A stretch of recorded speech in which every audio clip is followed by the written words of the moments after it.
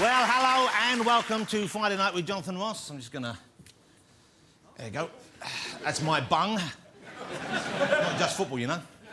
God, there's some money in football. I wish I'd been a footballer.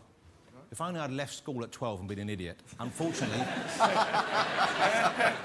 Can I just say that there's no hint of financial corruption on this show? Shall we have a look and see who is in my green room for your viewing pleasure this evening? Why don't we? My first guest is a sporting icon. It's the Streatham Shaft himself. It's Ian Wright, ladies and gentlemen. There he is. Ian Wright, what a handsome man, eh? What a good-looking man.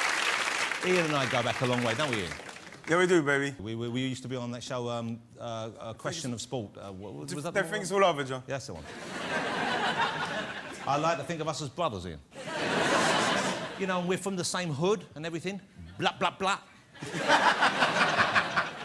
My next guest is a model and the undoubted star of the recent Love Island series, Sophia Anderton. Hi, Sophie. Looking gorgeous. Nice to see you. Thank you for coming on the show. Thank you for having me. I hear that Sophie prepared carefully for her stint on Love Island. She made sure she had plenty of mosquito and Callum Best repellent. Well, I'm glad someone found that funny. I thought it would get a laugh as well, but it's just the two of us, Sophie. Let's stick together. And there's more on the show as well. She's one of our finest screen actresses. She's also now an author. She is the lovely Brenda Blethyn. Good evening, Brenda. You look lovely. You know, if you see Brenda's name on a project, it's a guarantee it's going to be great. She adds class, she adds sophistication to just about everything she appears in. Which means you've got your work cut out tonight, Brenda. You know, I have some big news I need to share at the top of the show. I had to have a wisdom tooth out this week. That was pathetic. I thought... It hurts. You ever had a wisdom tooth out? Anyone had a wisdom tooth out here? It's painful, I'm telling you. I had a wisdom tooth out.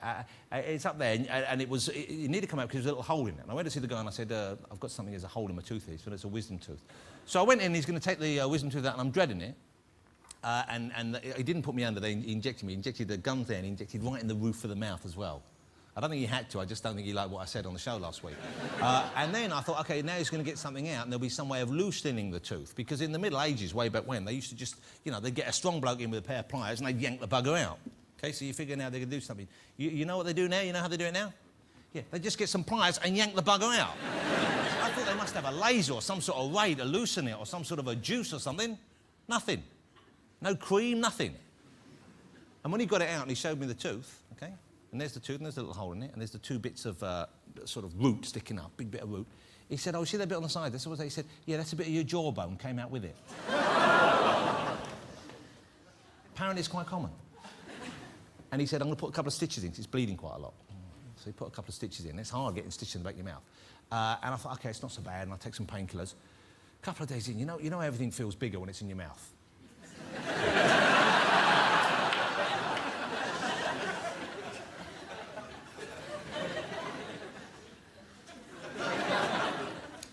Anyway, I felt something dangling in there. I thought, oh, the stitches haven't dissolved and one's hanging down. I'm flicking it. I think, oh, it's driving me crazy. And I didn't want to pull on it or anything, so I thought, I don't want to yank a stitch out. That's horrible, isn't it, the thought of that? And I feel what a bit in there now. And I'm feeling it. I thought, finally, I thought, I can't be doing this. It's driving me crazy. I'll flick it around and see if I can get it. Flicked it around. It wasn't a stitch. It was a long bit of carrot that had got stuck up there. And early on I had an apple, cuts a bit of apple, bit of plum. It's like a little fruit garden. And he kept the tooth as well, that's the worst thing. So not only was I in agony or wait, can I bother now, I'm not going to get anything from the tooth fairy. Shall we get our first guest out? I think we probably should. Let's bling him out. Get it? Let's bling him out. Welcome, Ian Wright. Ian, take a seat. Hi. You look very casual. Normally, you're very you're not overdressed, but you seem very particular. You're close tonight. You've come quite scruffy looking, quite casual. I feel this is how it is, man. This is where I'm really comfortable. I'm kind of doing the comfortable thing, you know. Yeah, 42 and now I'm kind of happy in how I'm looking. You're 42. There's no way I would have guessed you were 42, Ian. Well, you don't need to now because I 48, 49. I'd have said maybe 50. This is where I feel, John. This is where I am, man. Well, you're looking good. You seem very relaxed. You seem very mellow, very sorted out at the moment. I know, because I've been working with the kids for so long. When you work with 13, 14-year-olds for 6, 7 months straight on, it kind of mellows you out after a while. We should point this out. This is for a TV show. He's not back at McDonald's, right? It's not like a Saturday job. Hey, before we get onto the show we're talking about here, though, the football goals you were scoring and making there, some very impressive goals. I'd worked with Ian for a while. I never realised you were that good a footballer. I hadn't really seen stuff, but you were a very good footballer, weren't you? I just liked scoring goals. It was all about goals with me, and everything when I played. The first one, that first goal that they showed was Crystal Palace against Man United in 1990. It was like my first major game, and I broke my leg 2 times in that season, and I came on the cup final and I scored 2 goals. It was just like amazing. How does that feel though? When you're a kid and you first go out there and you haven't scored a big goal? It must feel really tense. It must make it much harder to do your job because you're so tense about it and so kind of concerned. I don't know, man. When you've got players who play with you, you know, they set you up and they make the chances for you. I was just a finisher of moves. You know, I wasn't like Thierry is. You know, he starts it and does everything, and I stayed at the end. When it came in there, I kicked it in. So you're what they would call a goal hanger? Goal hanger. Okay, yeah. But surely when the ball comes over and you know the whole crowd's watching, and say, wouldn't that make it even tougher? And you know they've set up a good goal for you, you've got to try and hit it in. It's just weird listening to you speak about football. Yes. You know? You can learn about the game. You know, you want a 2-4-4. This is a really weird thing, me and Jonathan talking football. It doesn't happen. I don't really understand it. Is that apparent, do you think? What's that, the football? When I watch a football match, I still say to my wife, look at that, it's a big audience for that one. I don't understand the vernacular and the terms you use. It's just, you know... Do you miss the camaraderie of football? You miss hanging out with the guys? You miss the big communal bath afterwards? Do you miss the 3 bits of orange at half time? You miss that stuff in the day? I miss the banter of the lads.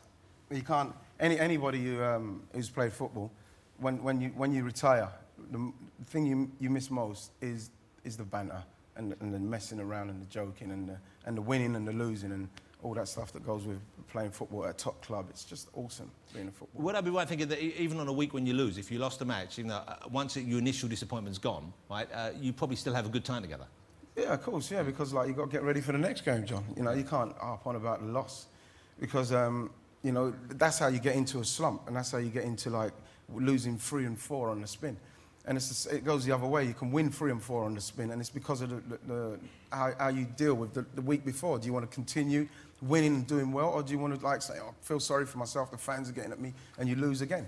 All the stuff that goes on in football now, the money that people make, which wasn't quite as much when you were playing, okay, and the footballers' wives, who have a lot more attention focused on them now. All right. So now, and interestingly, most people, sport, the weird thing about sport, of course, is you have a very short career span. You know, when you look at regular jobs, you know, you get maybe, 10 years, maybe, if you're lucky, really, maybe 12. And then you have to look at what else to do. And you've created a career for yourself as a TV presenter, which is really working for. I mean, you've made a natural transition. You know, there's something about your personality. People seem to like you, certainly. How hard is it compared to doing sport? Is it in any way comparable when you're hosting a TV show? I think the nerves. For me, when I first started coming out to the audience, and it was done as a live audience, that was really hard for me to do, and you know, trying to learn all the script and all that stuff. I found it very nerve-wracking. You know what I mean? When I'd be behind the stage, my stomach would be turning around, and I'd be like, oh gosh, I don't want to get this opening link wrong and all that sort of stuff. And I never had to deal with that kind of nerves when I played football because I was quite confident about the fact that, you know, the ball comes in, you get a good touch, you keep it going, and there's 11 other people, and you've got everybody on you, you've got the cameras on you, and you've got all people up in the gallery watching you, and then you start this link, and you're saying, I'm going to mess this link up, I can feel it, then you mess it up, and then you have to try and make a joke, then you yourself because you think, am I going to mess it up again the next time? Do they think I'm joking? Do they think I'm You know what I mean? What am I doing there? Should I be playing football? And then you get somebody at the back says, yo, should have stuck to football. And then you go and then you try and do the link again, then you mess it up again. Well, OK, well, you're kind of moving on from the shows we've seen you in have been very much entertainment shows. You know, what we call light entertainment. You've done National Lottery and they had the talk show and all that. I call them Smile on Cue. Smile on Cue, that's what you call them. Wow, look at that smile. That's a big old smile. Even when you're not happy. Yeah. Leaving the web to the Ian Wright show, but really you're feeling like this. But can I just say, I see your smile there and it did look very false. Well, it was a false laugh, but I can do it. It doesn't look false. Let's see one that doesn't look false. That's horrible. Yeah, but you've got to realise, Jonathan, when the first thing Never mind, I've got to you... realise. Look at that. That's so clearly you want to punch me there. I can just see it. I don't want to punch you. You're thinking about something. But that's what light entertainment done. Yeah. You know what I mean? And I can't lie because it gave me good experience of doing that stuff and being in front of people and that. and getting it wrong and trying to get it right again. But like the thing about it is, I didn't feel happy. But this new thing you're doing, it's called Ian Wright's Unfit Kids. It's kind of you, people have been saying this is you trying to do for kids' health what Jamie Oliver is trying to do because of the situation with the quality of food in the schools. Would that be a fair description? Yeah, it would be. You know, what Jamie done with the school dinners was unbelievable. Pretty inspirational, He's got to be completely commended at all times for that. He's making a difference to the kids. But the fact of the matter is that if you're going to do that, then if they're not doing the exercise coupled with eating right and doing the stuff with all the distractions that they've got at the age they are, and the kids that miss out, you know, because you have got kids who are naturally sporty and they will get involved. But they're always going to be there. Kids who are gifted at sport are always going to want to play, of course. And they're the ones, to a certain extent, that the teachers, for time and whatever, I've been amongst it all in the lessons and that, they're the ones they deal with. But the ones that, like, are not confident around them, the ones who are overweight, the ones who don't particularly feel comfortable around other people because they're not good enough at the sport and that. There's too many of them missing out. There's too many of them missing out, and they're the ones who go home at night, and they're the ones who do the 6 and 7 hours on the PlayStations and all those games. Which sounds to me like just like a great life. I mean, all day long, no sport at school, maybe when you get home, some donuts, and then play video games tonight. What's wrong with that? That sounds like a dream. I love the 8 kids I was dealing with, but when 3 of them came now, and 3 of them were 18 stone plus. Wow, that's pretty big. Now, at 13, you know, that's worrying. Now, if you're talking at 13, if you don't address this situation sooner rather than later, the government is saying they're going to halt the rise in obesity by 2010. They've got no chance because they're not doing nothing drastic enough to halt the situation. It needs to be stopped like that. Now, all I was saying to the government, and they can do it, they'll blast you with figures, 1.5 billion we're spending on this and we're doing that. But the fact is, all they need to do really is get fitness into the league table. Because if you get fitness into the league table so as we can monitor... So you can say this school, the kids aren't as fit there as there. All it is bleep test. You can do a bleep test every 3 months and everybody has to do it. And then you can monitor what's going on. Now, what is a bleep test? Well, what it is, it's a kind of like an exercise program where you have to run from one side to another side. And so when you start here, it'll bleep, and then you get to here, and it bleep, and then you have to go back, bleep. So then it goes up in ladders. And then you fall out when you feel that you can't go on anymore. Oh, so it doesn't bleep when you arrive, it's going to bleep anyway? It's going to bleep anyway, and you have to get to the bleep. And if the kid isn't there, they get a little shock or something like that? No, they don't. You need to encourage them to get back for the next bleep. A little shock would do it. No. Like those collars they put on dogs to stop them. Jesus, I better get back. See what happens when you get into this guy? You see what happens with this guy? But Ian, that would work. It would not work. That would work. You cannot give kids... You tell me you're going to get electric shock. You don't get your back over there. The thing about it is, Jonathan, is that, like I say, it is that, you know, we've got all the figures about why it can't go wrong, and it's so simple to get it right. The fact is, there's kids who, the kids that I was dealing with, they didn't want to do anything for all their different reasons, the bullying, the teasing, the whatever, the fact that they're not good enough. But when you get them together and make them believe in themselves a bit and doing it around people who they can identify with, the after-school clubs what I set up, they do it and they enjoy it. And, you know, it's not like... You've just got to get them into it, basically. You've got to get them into it. It's a 3-part series. The first 2 have already gone out. The next one is next Wednesday. And this is the final one. This is the final one. Which I haven't seen, so I don't quite know what resolution you arrive at with these kids. But the ones so far it's been gripping, and it's been fascinating watching you interact with the children. I get the feeling you're not a natural born teacher. Because you didn't like the kids giving you any, you know... But at the same time, obviously... You want to be there. You want to help them. The thing about it is, I want to help them, and I want to help the whole. It can happen throughout the country because there's people who'll be able to identify with the 8 kids that we're dealing with there. But the thing about it is, what I found is just the motivation for those kind of kids. They just need to not get an excuse. And the thing is, what I wouldn't do, I wouldn't take the excuses. You know, of course, once they got over the fact that they want me to sign this for their mates, and they see that it was a serious thing that we're trying to do. They got in line with it, but they are hard. It was hard work. But the fact of the matter is you can't give the kids like that an excuse. And that is why I'd say, with the government, going back to that about the league tables, you've got to get them in there. I've been in lessons where kids don't do a PE subject because they just don't like the subject. I didn't like doing PE at school at all. I didn't like getting changed in front of the other boys. These are the problems. Well, can you imagine if you're... But I used to point and look on the nicknames, you know, Elephant Man and... Ian, it was hard for me. I know, I can feel where you're coming from. I know where you're coming from. The master. But how did they keep up with it after you've left, after you finished filming? Did the kids that you were working with, do you know if they've kept up with their attempt at fitness? And they've kept doing their stuff, you know, and the fact of the matter is, the show itself, you know what I mean, has given me millions and millions of people to keep an eye on them. And it was something that I had to keep drilling into them, that I'm not going to be there for the rest of your lives. No. So what's happening now is when people see the show, people will see him for me now. People will be able to say, well, why aren't you doing that? How come you haven't taken off any weight and you was in this show doing this and that? They're examples to people now. Now, here's the thing, which is, I guess, I don't know if there was any degree of conflict for you when you were doing this, but here you are encouraging people to try and get slim and to stay slim and so on. I know for a fact that Ian Wright likes the larger lady. It's just, Jonathan, this Never is mind just about Jonathan, listen.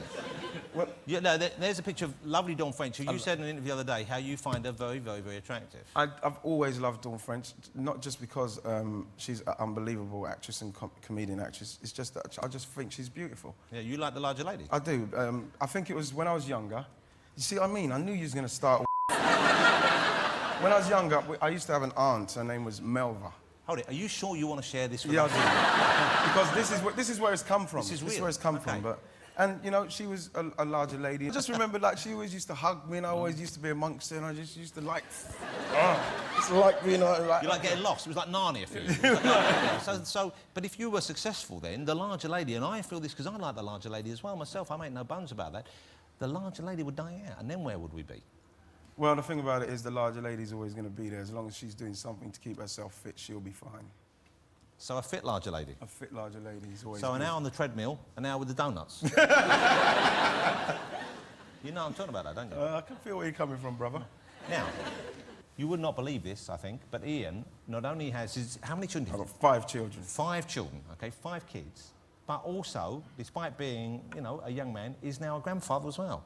I'm grandfather for 4 years now. 4 years you've been a grandfather. I can't believe you're a granddad. And now Sean done it to me. And Sean done it to me. It's not like it's not some terrible curse he's put on you. It's a lovely No, it's joy. a great thing. It's a great thing because... There's your son Sean, my who's man. also, I believe, unless he's posing for that photograph, I believe he's also a professional footballer. That's the guy. Yeah, he's That's one of the one. best in the country, isn't he? Well, you know, the thing about it is, for me, he's the best in the whole wide world, my friend. And that's sweet. But, like, you know, it's not quite going to plan at the moment, but he'll be fine. He's a good professional, and I'm really proud of him. And he has is it a baby boy or girl? He's got a baby boy and a baby girl. Oh, wow, so you're a granddad twice over there? Yes, sir. What sort of grandfather are you? Because you're a young man still, in my eyes. I can't believe that you know, do you do the grandfatherly things? Well, the thing is, like, you know, Sean will bring him down and they'll stay with me, and, you know what I mean? It's really quite weird. It's a weird thing. You know what I mean? Because they always say that you do prefer your grandkids more. Well, there's less pressure on you in a way. Well, it is a little bit, but, like, you know, it's just strange, you know? Because you always envisage, like, grandparents, really old like people with, you know, big and, you know, come on, baby, come over here, and you know what I mean? And with a beard, maybe. And maybe with a beard, your nan's got a beard or something, but... No. But, you know, it's just like, it's just lovely, you know what I mean? Because, like, Sean himself, you know what I mean? We've been through so much together, and then now he's turning into daddy's self, and he's doing really well. You know what I mean? It's all a beautiful thing, man. Do they call you grandpa or Yeah, they grandson? do. Granddad, yeah. Your granddad? Yeah, because I I can't spoke to him believe the you're other day. granddad. Yeah, spoke to him the other day. He was at dance, a little boy, Dimaj, and he never got time when you try and speak on the phone. Sean will pass the phone and you say, "Hey, Dimaj, what's happening? What you doing?" "Yeah, I'm at dance, Granddad. Yeah, bye, gone." You know. And then my little granddaughter will come on Danae, and she's very much more, "Granddad, we're going swimming, and I want to go do this and that." And then you say, "How you doing?" And she said, "Bye, bang," and it's gone. See, they just want you to take the Disney So out. that's I can all see you the got. You relationship just got to here. grab it while you can. You're But it's trying beautiful. to buy their love. I can sense it. You have to, anyhow you got, by any means necessary. Do you do? I think you should learn some of the Can you whittle? No. You know what whittling What do you is? mean, like? Yeah. Shouldn't a grandpa whittle make a whistle for them out of wood or something? Or No. We do other stuff and walk and go to the park and all that you stuff. keep sweets in your pocket for them? No, I don't, because sweets are not good.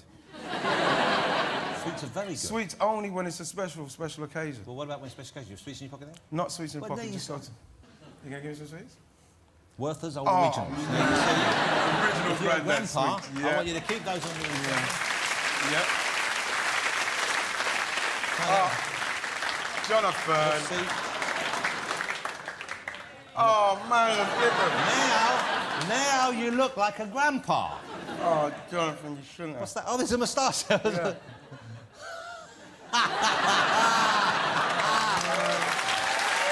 that look perfect? Give me 5, Grandpa. Ladies and gentlemen, Mr. Ian Wright. Thank you. The beautiful people. Can I go now? That was great, thank you. Yeah. Nice Thank one. you. Thank you for my Give me your new number. Okay. Give me your new number. Ian Wright. Oh, what a lovely man. I mean, you like the star. You like him in the star?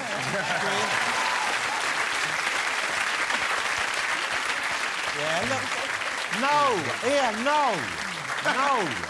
That is the wrong way to wear it. Now you're a grandfather. That's right. No, I'm a new age grandfather, man. I'm a new age. This is how it is. Shall we get our next guest out? She's a celebrity, so let's get her out of there. Please welcome the lovely Sophia Anderton. Sophie, lovely to see you. Thank you for coming on the show. Thank you for having me. Nice to have you here. I've kind of really seen you mainly these days on reality shows. You've done two that I'm aware of. The last one was Love Island, of course, and before that was I'm a Celebrity, Get Me Out There. Yes. How do the two compare? What's it like, the experience of doing... Because they're strange shows to be on, I would have thought. I think I'm a glutton for punishment. I mean, the first, obviously, the jungle is a lot more physical and some pretty disgusting things to eat, like testicles and stuff like that. Let's not get onto Ant and Deck yet, because I want to save talking about them until... And then Love Island wasn't what I expected. I mean, it was a fantastic production, but yeah, it was difficult. I didn't expect it to be so hard for 7 weeks. Well, Sophie, when they asked you to do a show at Love Island, what did you expect? What did you think it was going to be like that it wasn't? I just thought it would keep me out of trouble all summer, and it was just a great experience, and get to sit on an island in Fiji in luxury. But did you watch the first series? Yeah, I did. They sat around in luxury. No, but there was crying and tantrums, and there's that mad little fella, Paul Danan, who's like a little mad little thing. Yeah, no, I really didn't expect them to throw so many mind games into it. But then again, I did kind of leave myself out open to it, so I asked for it, really. Well, yeah, they kind of seem to be, the people making it, they sort of focused on you. It seemed to me they did more things to you than anyone else there, and I guess that's because you were the one who was reacting in the biggest way, in the most dramatic way. Yeah, I pretty much wear my heart on my sleeve, and I think that came across in the show. It's a really weird environment to be in. Oh, there's a photograph there of you, and that's not not how you want to be on TV, I guess, when you're doing it. And you did cry almost every day, it seemed. Would that be fair? Yeah, probably. I didn't expect to be so emotional in it. And did you get it on with anyone there? You did, didn't you, on the island? My mother is mortified. Is she? Yeah, it wasn't with your mother, was it? Christ, that's wrong in every possible way. No, Didn't you? You did kind of get Chris. it. Yeah, Chris Brosnan. So when that's happening, you just forget the cameras are there, or you Well, don't want to think obviously, about it? I looked like I was eating his face off. You were going for it, weren't you? Yeah. Did it go further than that on the island? How far did it go? No, definitely not. Did you sleep with him? No, definitely not. So what do you do then? What would you do? Because, you know, we know you as a model, and of course you Yes. still have a career as a model, but their careers, it's like I was saying to Ian early on, you know, and he's moved into TV presenting. There's a finite life you have when you're in a profession which is based really largely on the exterior. Mm-hmm. What will you do if you're not going to do that kind of show? What sort of work do you want to do? Well, actually, I'm about to do a big TV show where I can't say what it is. I've actually been strictly told not to, which What are you is very talking about? physical. What are you talking about? You can't say what it is. I've been told I can't. All right. Been, strictly... Don't tell us what it is, but give us a clue as to what it is. It's a big it's show, physical show. Yeah, extremely It's a knockout. physical. Is it a knockout? Is Is it sport-based? Yes. Sport-based? Yes. Is it horse riding? No. What was that? Why did you laugh at horse racing? You don't like horse racing? Does it involve animals? Safari animals? Monkeys? Lions? No animals? Children? Definitely no children. Definitely no children. Okay, adults? Yes. Men or women? Both. Both. Okay. What show are you going to do? Name me supermodel or something along Tell those me and we'll cut it out of the show. What? The next show I'm doing? What show are you going to do? I can't say. Why can't you say? Because I can't, Jonathan. Well, they haven't actually offered it to you yet.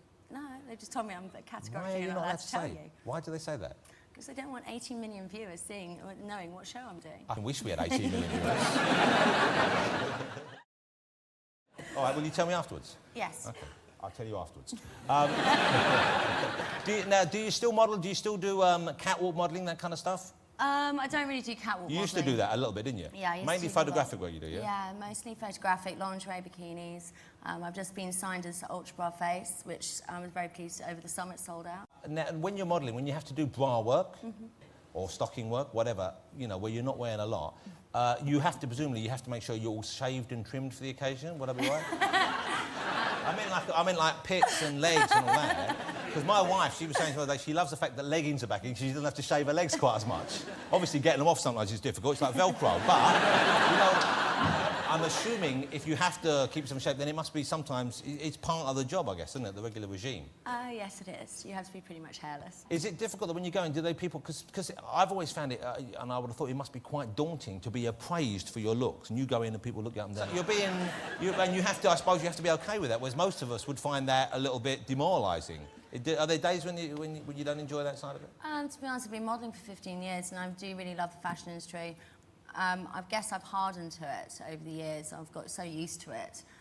It's kind of, you know, you do have the old clients who can be a bit derogatory to you, but, you know, at the end of the day, they're paying for you to model for them, so you just kind of have to bite your lip and get on with it. But this is the size you're meant to be. You don't diet ruthlessly to stay this size, or no, you do? Or? I'm very lucky. I'm a size 8, but I'm about 4 pounds over the minimum, so... Same here. But do you eat like normal food, or have you trained yourself not to eat so much? Because most women I know who have spent most of their life modelling, and I don't know that many, I'm, you know, rather disappointed to say, they would get down to just not eating hardly at all. And that became the norm for them, and so therefore they didn't feel like they were sacrificing, but of course they weren't really living a full life in that respect. When I was younger, obviously, I followed the whole thing on if you don't eat, you'll stay thin. Well, it's absolute rubbish because your metabolism slows down. So I think, you know, 3 meals a day, okay, I don't overeat, but I still have chocolate. I can kind of eat whatever I want, just in moderation. Do you like donuts? I do. How many donuts are the most donuts you've either eaten at one time or you think you could eat at one time? I think it was after the marathon, I ate about 7. There's nothing. I ate so much toast the other day, I had to lie down after. I had 2 pieces of toast, really good, and I thought, that's good, I'm going to have some more. Then I had another couple, and 2 were slightly burnt. I thought, I'll put 2 more in while they're burnt. But they were burnt. While the other 2 were cooking, I'll eat the burnt ones. I ate those. Then I had the next 2. Then my daughter came and said, what's that? I said, toast. I said, you want some? Put 4 more in. Next thing I had about 12 slices of toast. I could barely move. I thought I was going to give birth to a little bread baby, a little Hovis baby would come out. It didn't happen, but it felt good. Comfort eating sometimes is good for you, I think. It wasn't comfort eating, it was just greed. I'm perfectly comfortable. Look, you know, I'm glad you survived Love Island. I'm really pleased you came on. Thank you for coming on. Lovely to meet you. Sophie Anderton, ladies and gentlemen. Thank you, Sophie. Thanks, Ian. Well, thank you.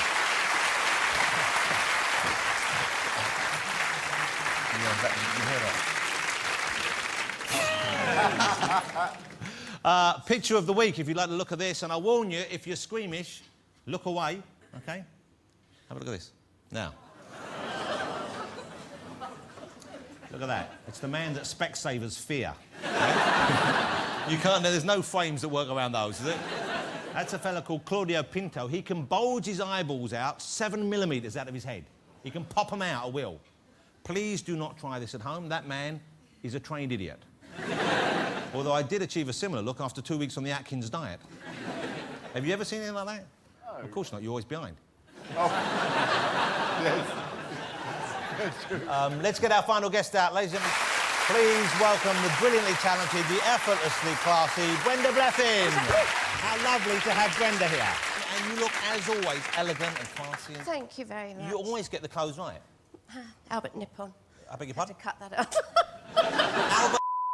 The Nippon. Oh, the Nippon. Oh, I see. I thought we've hit the ground running. I apologise, I've misheard you. So now listen, you're busy, you're filming at the moment. Yeah. You've come back from filming abroad. Where are you filming at the moment? I'm filming War and Peace in Lithuania. Wow. In Lithuania? Yeah, some multinational cast. I'm the only English person so far. The only one? Yeah. I've never been to Lithuania. Is it a nice country? Yeah, I'm really enjoying it, but I mean, communication is a problem. Yeah, I would have is. thought so. If you're the only actual English person there, presumably the director doesn't speak English as a first language. No, he does. He's Romanian, but he lives in California. Right. But you've got Russians, German, French, Italian, Spanish, Romanian, Polish. Wow. And it is sometimes a bit of a problem. I was in a field the other day, and this bloke came up to me. I thought he asked me if I wanted a cup of coffee. I said, oh, yes, please. And he brought me a bowl of cockle soup. Well, now, what do you do when a gentleman brings you a bowl of cockle soup that you haven't asked for? Did you slurp it down? I did. It was delicious, too. I've never tried cockle soup. It was lovely. Yeah, I've always been served... At least I think that's what it was. You know what I like about Brenda? You know she'd be an easy date. You go out in the evening, it's like, what we eating? I don't know. Oh, it's lovely. And it's a bit alarming. The language is sometimes a bit alarming because if you say this is, like, this is a table, it's... the table. And then you say back, it's not that bad. It's not. You're learning the Lithuanian. I'm trying, Okay, yes. I have some Lithuanian words. They told me you've been Lithuanian. I've got some written down here. Let's see if you can recognise any of these phrases, and no one will judge you. I can't even. Tape. Tape? Tape. Tap. Tap. I'm making it up. I've no idea. No, tape means yes, apparently. Oh, yes, it does. Well, don't say now. Afterwards, T-A-I-P. never mind spelling it. Right. Ne. No. Yes, well done. Okay. Prashu. It's please or thank you. It's a Yeah, courtesy. oh, you're learning. Okay, Yes. okay, let's go. Can we go up a level here? All right. Velgik Schlepper. What is your name? No, Is... that's eat sock. what is it? What is your name? Justus Vardas. How come you remember and they're the ones immediately that Brenda's remembered? I'll give you one. This is a great one. Are you ready?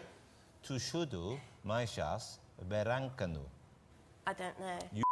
With no handles. Wow, it's a colourful language, Lithuanian. Now, I'm pleased to say Brenda has written, or I don't know if this is your full life story as such, but it pretty much covers lots of the bases Well, up to it's today. from birth, Okay, yes. it's called Mixed Fancies. It's a lovely read. I mean, you're a very lovely woman to spend time with anyway, but it's a lovely read. You really get the feeling of your voice in the book, and I'm assuming you did actually write it. You didn't do what a lot of people do and have a ghostwriter. No, I've never written anything before, and when they asked me to do it, I said they were mad. I can't write. And they said, we'll give you some money. I said, oh, go on then. Something changed your mind. 2 years later, they said, how's it going? I said, how's what going? The book? I thought, oh, I'll give you the money back. They said, no, we don't want the money, we want the books. I thought, well, I wonder if I can do it. So it was a bit of a challenge, really, like doing the marathon, you know. Yeah. And I've done it, and I've just seen now, about 10 minutes ago, they showed me the first copy of the book, the finished copy. Yeah. That must be a lovely feeling. Yeah, it was. I was sort of got a bit emotional. Yeah, well, Yeah, that's lovely. entitled, I think. Yeah. Let me ask you about how you got into acting, because you came to acting fairly late, didn't you? How old were you when you decided that was what you wanted to do? I think I was 27 or 28 when I went to drama school. I was doing amateur dramatics, and people kept saying, oh, you're quite good at that. You know, you should do it professionally. I said, don't be daft, don't want to give up my job. What was your job at the time? I was a secretary at British Rail. Well, I can see why you wouldn't want to give that up. So 27, so you start acting professionally, and did you get the work immediately? I mean, did it happen for you? Well, pretty much touch straight away? wood, yes. I was offered a job at the Bubble Theatre that tours the London boroughs in a big tent. It still does, I think. And I got a season there, and fortunately, I've worked ever since. Yeah, well, the incredible career you've had, and you know, I mean, obviously you have talent. There's no doubt about that. Well, we all know that. But at the same time, sometimes people with talent don't always get recognised. They don't find the right people. That's right. Yeah, you have to be lucky. Were there individuals who you look back and say, if I hadn't met that person, then? Oh yes, so loads of people. Loads of people. It's just been in the right place at the right time. You know, all the parts I've had, you know, hundreds of people could have played it. It was just that I happened to be there and got the gig. Well, your partnership with Mike Leigh has been very important. Yeah. I mean, you made a couple of movies with him, and Secret Lies, of course, you got nominated for an Oscar, as well as doing others. Obviously, there's something that you have that he responds well to, because I know those movies are made, they're largely improvised, aren't they, in the early stages? Yeah, they are improvised, yeah. I think he employs people who are observant, who probably don't have any ego, who can work on their own sometimes and can work in his particular way, and have a sense of humour, of course. Do you think you need to know the kind of people and the kind of environment that he's making a film about? Well, you don't know what he's making a film about, nor does he, to start off with. That's what's so brilliant about him. He's on a journey of discovery too. He might have an inkling of an idea, but he doesn't know until he's working with the actors, who are all bringing different thoughts in. And then it might go off on a tangent. And were you prepared for that? When you first started working with him, did you think, OK, I'm going to go in there and this is this thing where we improv and we come... Well, I'd never heard of him I worked with him in 1980, 1981, and I'd never heard of him, and my agent said, this is the best job you've ever been offered. I said, oh, great, let's read the script. He says, where have you been? He says, there is no script. There's never a script with Mike Leigh, so... Let's have a look. This is Secret and Lies, which was, well, I mean, it was lauded all over the place. I know it went down so well. Was it the Cannes Film Festival or was it Berlin where they went? It won the Palme d'Or at Cannes, and I was fortunately won Best Actress. And then it went on to Golden Globe. And you won a BAFTA for it, I believe, and also you were nominated, of course. Let me ask you about, you've made movies all over the world. You've made what we call Hollywood films as well, of course. Yeah. Now, you made River Runs Through It with Robert Redford. Yes. Yeah. Back in the early 90s. How did that come about? I mean, was that the usual process, or were you known over there? I was doing a play on Broadway, an Alan Ayckbourn, actually, Absent Friends, and the lady who was casting it came to see the play and suggested me to him, to Robert Redford. And I was packing my bag. The last day, packing everything in the little apartment, all on my own, the phone rings, and this woman says, "Can I speak to Brenda Blethyn, please?" I said, "Speaking." "This is Robert Redford's office here." I said, "Oh, leave it out." I said, "Come on." I said, I'm trying to pack here. Who is it? They says, "No, we know you're returning to London and Robert wants to send you this script of a film he's making, movie." And I couldn't believe it. Robert Redford, I mean, and it was as easy as that. Well, he's someone we grew up watching, so I guess, you know, when you get a call, and you must, I mean, your parents were still alive then, weren't they? Yes, yeah. yes. So that must have been something for them to know you were making a movie with Robert Redford. Oh, yeah, my dad had died, but Mum who had such a crush on Robert Redford. I went to visit him one day, and they were sat either side of the fireplace. And I normally would knock on the door because I didn't want to frighten them just by walking in. And also I used to like him saying, "Oh, go crikey, Lou, if it ain't our Brenda." "Well, here's a red letter day, Lou." "Look who it ain't, it's our Brenda." Anyway, this day I did go in and they were sat, you could have cut the atmosphere with a knife. I said, "What's the matter?" "You all right, Mum?" She says, "Ask your father." I says, "What's the matter, Dad?" He says, "Oh, God, Christ knows, I don't know, Brenda." He says, "Ask her." And then she says, "Well, I was looking in the paper the other day, Brenda. Do you think Robert Redford's handsome?" I says, "Yeah, of course I don't know anyone who doesn't." She says, "Well, I was a picture in the paper the other day and I just said to your father, 'Cool, look at him, hasn't spoke to me for a fortnight.'" How old were they at the time? Well, he was 85, she was 75. He was jealous of Robert Redford. He was jealous. Oh, well, that's so sweet, because he loved her and he didn't want her thinking other men were attractive. So in the circumstances, he probably wouldn't have wanted to know I'd gone out there. No, well, maybe you've had a word to say to Robert about it. Leave my wife alone. Now, when you go to the big award ceremonies, in that case you're nominated for the Oscars, that must be a pretty intimidating experience, would I be right? Well, yeah, it is. I mean, it's as much a fashion event as a celebrating film. It's a big deal as to what you wear. How do you know, I mean, do you have someone who styles you, or do you choose your own clothes? Well, my friend Tom Rand, who was Oscar nominated for The French Lieutenant's Woman, he came shopping with, first of all, it was the Golden Globes, and he came shopping, and he suggested I wore this all-in-one tuxedo, which looked really nice, with a huge brooch. It was a beautiful brooch, but I didn't anticipate, if you want to spend a penny, getting out of an all-in-one was quite difficult. What was it, a zip up the back, or...? No, it's like buttons up the front here. So if you want to spend a penny, so just be a bit graphic, you've just got to kind of climb out of it and kind of hold it around your knees. Right off? Yeah, and I was having a wee, and the big brooch fell off. And this is just before my category was coming up. And my brooch fell off, and I dived after it instinctively, but I hadn't finished my wee, so I weed all over my collar. Oh. So I've got to hurry back to the table, and while I'm scrambling around looking for everything, trying to dab off the collar, I could hear two women outside. One saying, "Well, what's next?" They said, "There was Best Actress next. Who do you think's going to win? What about that Brenda Blethyn?" and they said, "No way. No one's ever heard of her. No way." And I thought, "Oh, God, you know." You're being dissed from outside, you're weeing on your clothes. That's not a anyway, I pulled it, it's all sticky around my... Then I had to mop it down with a towel. Meanwhile, Gillian Anderton comes in. She's helping me look for the missing brooch. Put it in this gorgeous frock. Anyway, so I went on with half of it. And a wet collar? And a wet collar. Did anyone know? Well, I didn't know. I just sat there and he opened the envelope. I knew it wasn't going to be me, but it was me! And I had to go up on stage and embrace Nicolas Cage with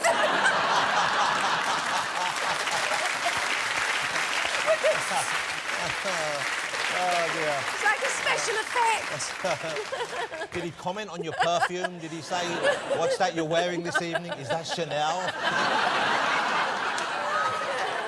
What did he call it? I don't know, Oda Slash. Chanel #1s, I believe that's called. Oh, well is he aware of this, or would this be news to him when he hears this There was a story? very funny photograph after the event. I should There have it brought is. it in. You can see he knows something's there. Look at it, it's only half a brooch. He's saying, I don't know where we are, but someone's taken a somewhere. It's like a lift on a council estate. I think he's twigged, don't you? Oh, bless him. Hey, but what a lovely thing to win as well, and well deserved. I mean, you know, it Thank must be you. awful when you know, because to be nominated, they always say, is an honour in itself, and of course it Well, it is. is, yeah. But you want to win, really, don't you? when Well, you're of there? course, Yeah, yes, yeah. of course. So, not least because I know my family are just so thrilled. And so when I went to get the prize, the trophy, I mean, I didn't care the collar was wet. I didn't care I only had half a brooch. You know, it was just wonderful. Takes a lot to make you forget that, I would imagine that. You know what's lovely? I very much enjoyed reading your book as well. It's filled with so lovely stories, and one thing that comes out of it really clearly is the fondness and the great love you have for your partner at the moment. And it's so lovely to read someone talk about that, and it's obviously it's a friendship as well as, Yeah, it is. you know, Yeah, a relationship. it's great. You've been with him for how long now? So, 30 years. Wow, that's yeah. quite a long In fact, haul, it's isn't it? 30 years next month. Yeah. Well, how lovely. Well, congratulations. Thank you. You should go out somewhere special and wee on each other's collars. You never married, though? No. When I was working in Las Vegas with Julie Walters, there's all these marriage booths, and I've been with him about 25 years then. And I thought, well, I wonder, you know. So I rang him up in London, forgetting the time difference, and I woke him up. It was about 3 o'clock in the morning in London. And he said, hello. I said, Michael, should we get married? He said, who is this?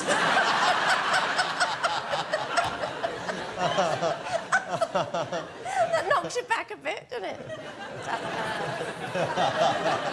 Wasn't quite the response you... Well, he was half asleep, bless him. Brenda, lovely to speak this evening. Thank you so much for coming on. The book is called Mixed Fancies, is it? Yes. It's out in October. It's not out just yet, but it's a lovely read. Thank you so much for coming on the show. Ladies and gentlemen, Brenda Blethyn. Thank you, Brenda. That was lovely. Thank you so much. Thank you. My thanks to all the guests on the show tonight.